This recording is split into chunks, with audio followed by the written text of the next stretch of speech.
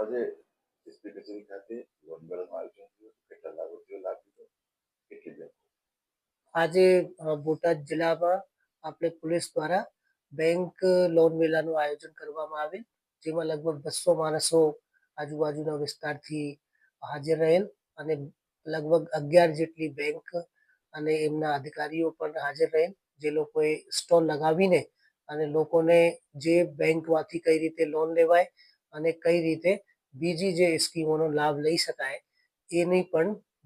જાણકારી આપવામાં આવી. અમારી સાથે એમાં લીડ બેંકના મેનેજર છે, બીજા એસબીઆઈ નેશનલાઇઝ બેંક અન્ય છે અને પ્રાઇવેટ બેંક, કોઓપરેટિવ બેંક એ બધા હતા.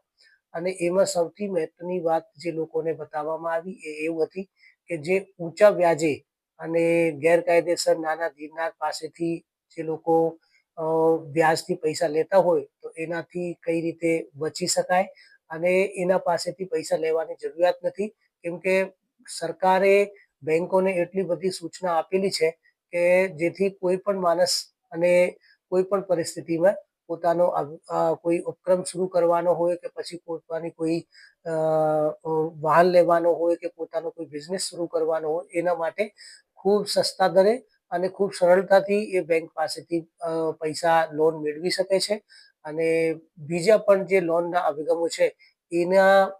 એ અભિગમોથી પણ લોકોને જાગૃત કરવામાં આવ્યું અને મોસ્ટલી એમને એ કહેવામાં આવ્યું કે આ કોઈ જે ઊંચા વ્યાજે નાના ધીરનાર પાસેથી પૈસા લેવાનો નહીં અને આવા ચંગુલમાં કોઈ ફસાઈ ગયા હોય તો એ પોલીસ પાસે સામેથી આવીને એમને સામે ફરિયાદ આપી શકે છે અને એમની અમે તપાસ કરીને એમની સામે કાયદેસરની કાર્યવાહી કરવામાં આવશે.